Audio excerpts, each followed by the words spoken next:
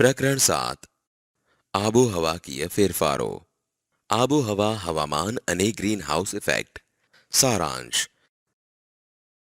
જુદા જુદા સ્થળ પર હવામાનનું પ્રમાણ તેમજ તેનું જુદા જુદા સ્થળ પર હવાનું પ્રમાણ અને હવાની ગતિ અલગ અલગ હોય છે. ઉપરાંત રોજિંદા જીવનમાં ઠંડી ગરમી કે વરસાદમાં થતા ફેરફારને વાતાવરણમાં થતા ફેરફાર તરીકે ઓળખાવીએ છીએ. વાતાવરણમાં થતા એકાએક ઘટાડો કુદરતી હોવાની સાથે સાથે માનવ સર્જિત પણ છે. લોકો દ્વારા થતી પ્રવૃત્તિઓની અસર વાતાવરણ પર પડે છે. સૈદ્ધાંતિક સમજ વાતાવરણમાં થતા ફેરફારને સમજવા માટે કેટલીક સંકલ્પનાઓ સમજવી જરૂરી છે, જે નીચે મુજબ છે. જેમ કે સૌપ્રથમ વાતાવરણ એટલે શું? વાતાવરણ પૃથ્વીની ચારે બાજુ વીંટળાઈને આવેલા હવાના આવરણને વાતાવરણ કહેવામાં આવે છે. આબોહવાના ફેરફાર વૈશ્વિક તાપમાન વધવાથી તાપમાન, પવનની દિશા અને ભેજ વગેરેમાં જે ફેરફાર થાય છે તેને આબોહવાના ફેરફાર કહેવામાં આવે છે. હવામાન કોઈ પણ પ્રદેશના તાપમાન, ભેજ અને વરસાદની ટૂંકા ગાળાની સરેરાશ સ્થિતિ એટલે હવામાન. આબોહવા કોઈ પણ પ્રદેશના 35થી વધારે વર્ષોના સરેરાશ તાપમાન, ભેજ અને વરસાદની સરેરાશ સ્થિતિ એટલે આબોહવા. આપેલ સંકલ્પનાઓમાં જો સંતુલન રહે તો વાતાવરણ પર કોઈ ફેરફાર જોવા મળતો નથી. પરંતુ જો હવામાન કે આબોહવામાં કોઈ માનવ સર્જિત કારણોસર ફેરફાર થાય તો તે ઘણો ઘાતકી સાબિત થાય છે. જેમ કે તેના દ્વારા ઉદ્ભવતી greenhouse effect.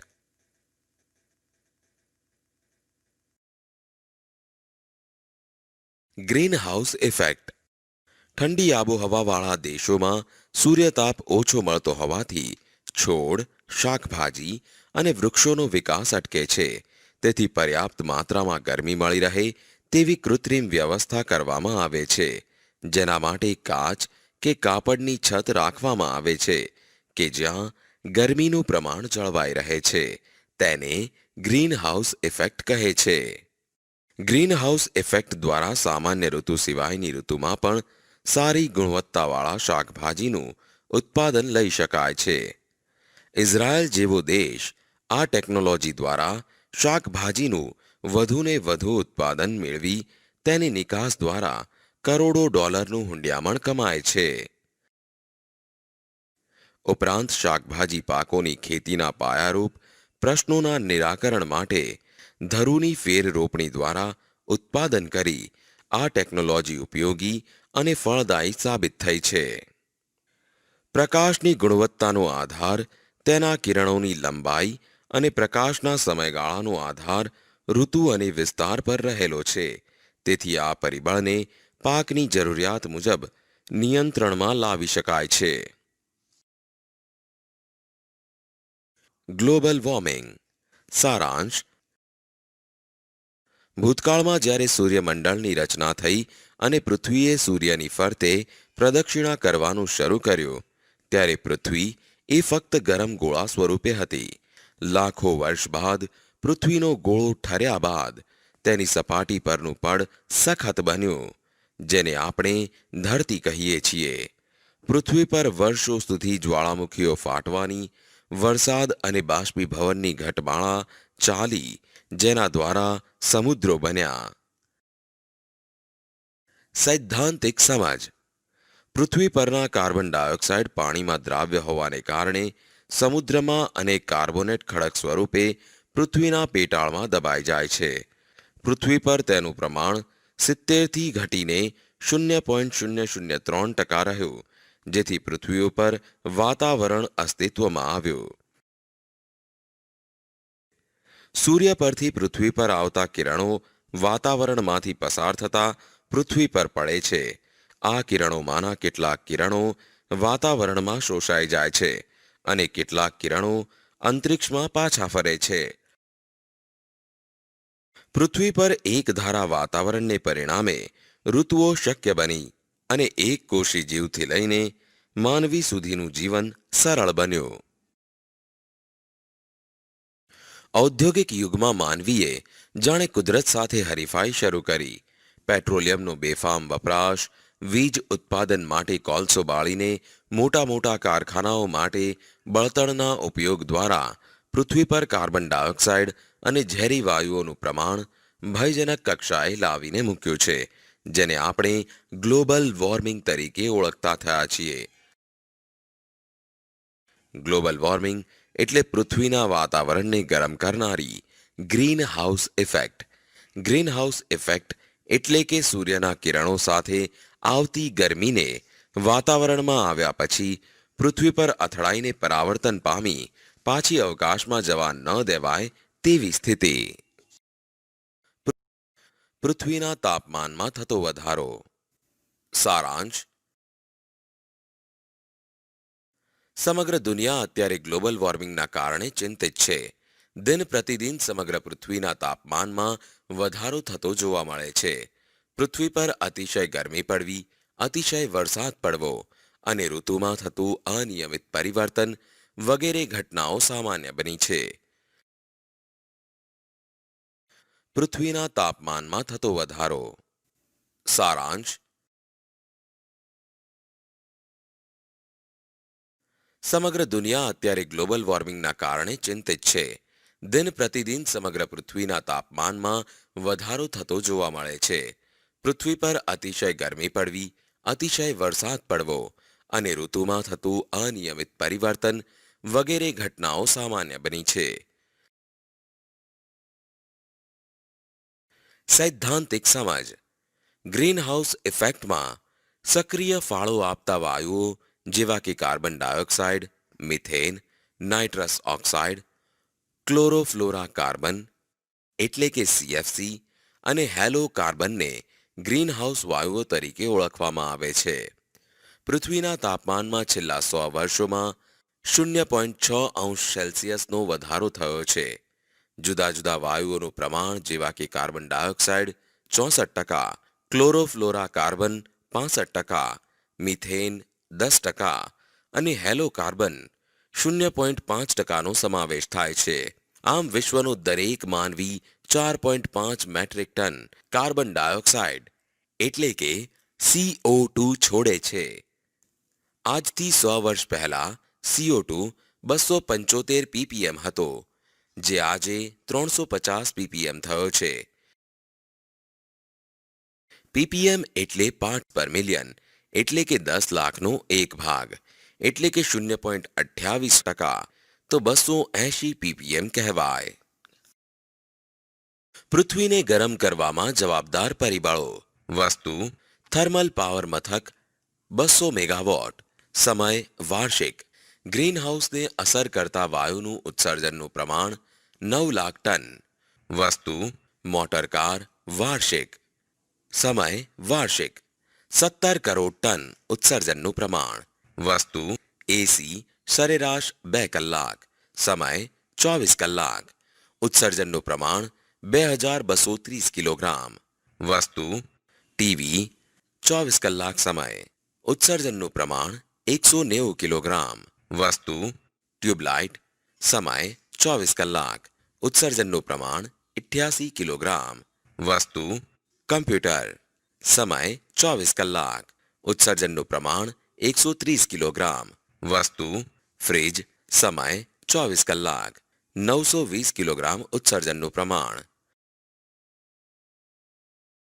World મટીરિયોલોજીકલ organisation એટલે કે WMO વિશ્વ હવામાન સંસ્થાના મત પ્રમાણે ઈસવીસન 1850 થી ઈસવીસન 2008ના વર્ષનું સમુદ્ર અને જમીન સપાટી પરનું સંયુક્ત તાપમાન 31°C હતું, જે ઈસવીસન 1961 થી ઈસવીસન 1990ના ગાળાના સરેરાશ તાપમાન કરતાં વધારે હતું. જુદા જુદા ગ્રીનહાઉસ વાયુઓ. 1. Methane CH4. મિથેન એક રાસાયણિક સંયોજન છે. ઓક્સિજનની હાજરીમાં મિથેનને બાળતા કાર્બન ડાયોક્સાઇડ અને પાણી છૂટા પડે છે. ઈસવીસન 1750માં 315 ppm માંથી ઈસવીસન 2005માં 1764 ppm જેટલો આશ્ચર્યજનક વધારો નીચે પ્રમાણેના કારણો મુજબ થયો છે.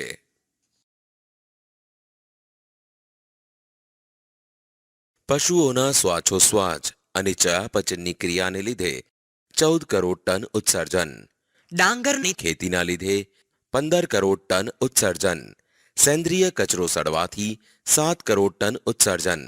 2.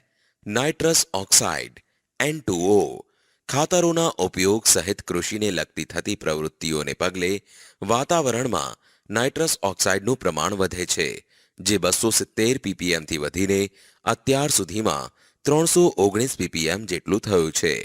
3. ક્લોરોફ્લોરા કાર્બન CFC પ્લાસ્ટિક, ફ્રીજ, એસી, સર્કિટ સર્જન, એરોસેલ સ્પ્રે એટલે કે 1 માઇક્રોનથી 10 માઇક્રોન આકાર ધરાવતા સૂક્ષ્મ કણોને એરોસેલ કહે છે, વગેરેના વપરાશથી ક્લોરોફ્લોરા કાર્બનમાં વધારો થાય છે. એક વ્યક્તિ દ્વારા પ્રતિદિન જે વસ્તુઓ ગ્રહણ કરવામાં આવે છે તેમાં લગભગ 80% વાયુઓ હોય છે. એક વ્યક્તિ પ્રતિદિન 22,000 વખત શ્વાસ લે છે, તેથી તે ઓક્સિજનયુક્ત વાતાવરણમાંથી 16 કિલો જેટલા વાયુનું સેવન કરે છે. 23 જાન્યુઆરી 1995ના યુનોના સંયુક્ત ઠરાવથી દર વર્ષે 16 સપ્ટેમ્બરને ઓઝોન દિવસ તરીકે ઉજવવામાં આવે છે. 2007નું વર્ષ 1980 પછી સૌથી વધુ ગરમ હતું. ગ્લોબલ વોર્મિંગની અસરો. સારાંશ. ગ્લોબલ વોર્મિંગની અસર માનવ ઉપરાંત પ્રાણીઓ, વનસ્પતિઓ અને તેમના જીવન પર પણ પડી રહી છે. ઉપરાંત અન્ય ફેરફારો પણ થઈ રહ્યા છે. સૈદ્ધાંતિક સમજ. વનસ્પતિની ઉત્પત્તિ, તેમની વૃદ્ધિનો સમય અને આયુષ્યમાં ફેરફાર. પક્ષીઓની અમુક જાતિઓ લુપ્ત થવી, દાખલા તરીકે ચકલી, ગીધ. હિમાલયની 2000 હિમનદીઓ પીગળવી. છેલ્લા 10 વર્ષમાં દુષ્કાળ, વાવાઝોડા, અતિવૃષ્ટિ અને પૂરનું પ્રમાણ વધવું.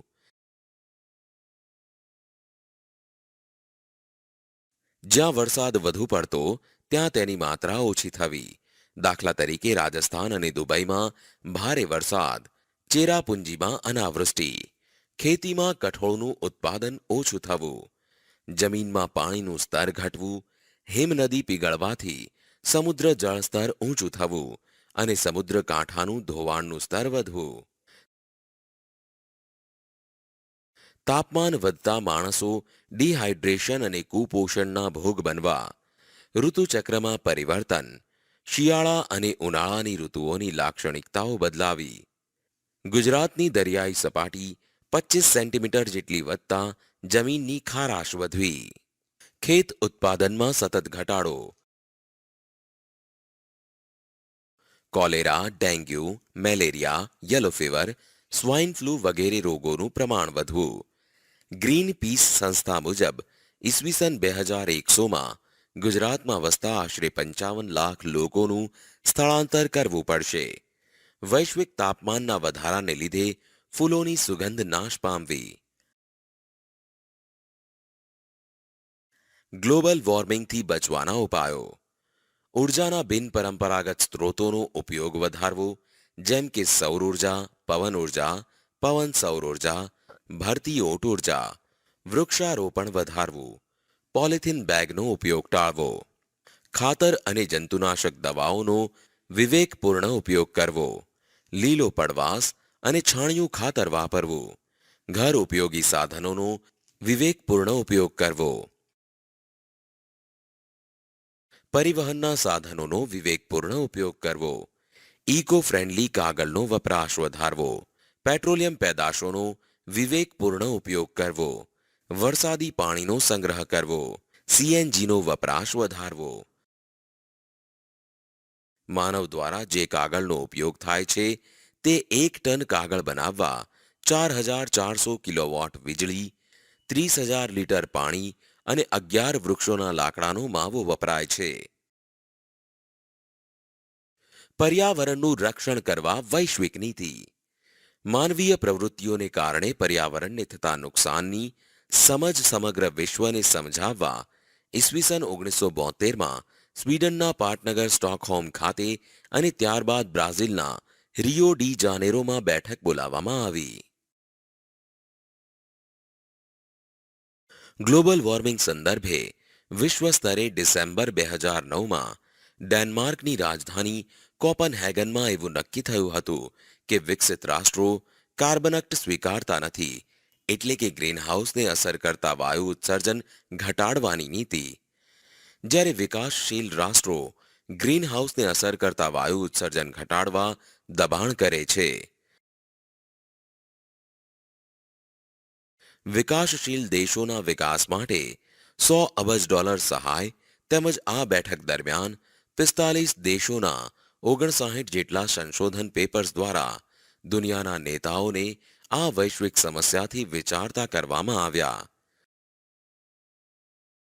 વિશ્વમાં સરેરાશ નાગરિક 4.5 મેટ્રિક ટન, ભારતનો નાગરિક વાર્ષિક સરેરાશ 1.2 મેટ્રિક ટન તેમજ અમેરિકાનો નાગરિક 20.6 મેટ્રિક ટન કાર્બન વાયુ ઉત્સર્જન કરે છે, જે પર્યાવરણ માટે ભયજનક સ્થિતિ કહેવાય. વિદ્યાર્થીઓ, આ પ્રકરણ અહીં સમાપ્ત થાય છે.